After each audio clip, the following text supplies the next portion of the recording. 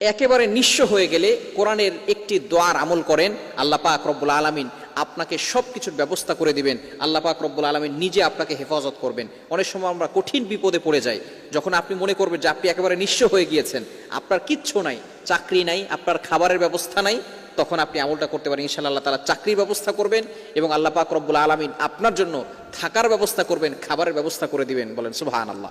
এটা মূসা আলাইহিস সালাম এই আমলটি করেছিলেন। কোরআনের কারীমের ভিতরে চমৎকার একটি আয়াত, এটা আল্লাহ তাআলা কোরআনের ভিতরে কোট করে দিয়েছেন।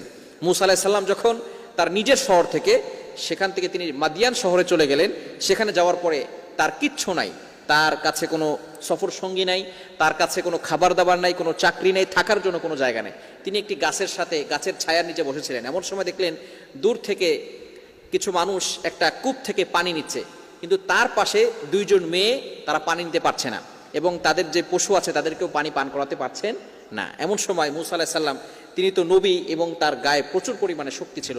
নবীদের গায়ে জান্নাতি যুবকদের 400 যুবকের থেকেও বেশি শক্তি থাকে। মূসা আলাইহিস সালাম তো জালিলুল কদর নবী ছিলেন, রাসূল ছিলেন। মূসা আলাইহিস সালাম সেখান থেকে গেলেন, যাওয়ার পরে সেই মেয়ে দুটির কাছে জিজ্ঞেস করলেন, আপনাদের সমস্যা কি? তখন তারা বলতেছে যে এই লোকগুলো পানি নিচ্ছে, যার কারণে আমরা পানি নিতে যাচ্ছি না, কেননা তারা চলে গেলে তারপরে যাব। এবং তারা যখন সেখান থেকে চলে গেল, সেখান থেকে চলে যাওয়ার সময় এই কূপের উপরে ঢাকনা দেওয়া ছিল এবং ঢাকনা উঁচু করার জন্য অনেক মানুষের প্রয়োজন হতো, অনেক শক্তির প্রয়োজন হতো। মূসা আলাইহিস সালাম একাই সেই উপরের ঢাকনাটা সরিয়ে দিয়ে সেখান থেকে তাদেরকে পানি নিতে সাহায্য করেছেন, সহযোগিতা করেছেন। এই সময় মূসা আলাইহিস সালাম এই গাছের নিচে বসে একটা দোয়া করেছিলেন। সেই দোয়াটার কথা হচ্ছে, রব্বি ইন্নী লিমা আনজালতা ইলাইয়া মিন খায়রিন ফাকির।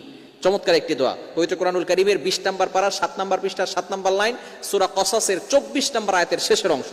মূসা আলাইহিস সালাম এই দোয়াটা পড়েছিলেন, রব্বি ইন্নী লিমা আনজালতা ইলাইয়া মিন খায়রিন ফাকির। চমৎকার এই দোয়াটা পড়ার কারণে আল্লাহ পাক রব্বুল আলামিন পরবর্তী সময় এই দুইজন মেয়ের যাদের কথা বললাম, আপনারা আবার এই কথা শুনে আপনারা আবার মেয়েদের সাথে কথা বলতে যান না।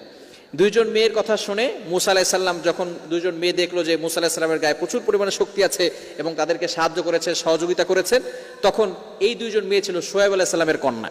পরবর্তী সময় মূসা আলাইহিস সালামকে তারা নিয়ে গেল, নিয়ে যাওয়ার পরে শুআয়ব আলাইহিস সালাম তাকে থাকার জায়গা দিয়েছেন, খাবারের ব্যবস্থা করে দিয়েছেন এবং শুআয়ব আলাইহিস সালামের মেয়ের সাথে বিবাহ হয়েছে।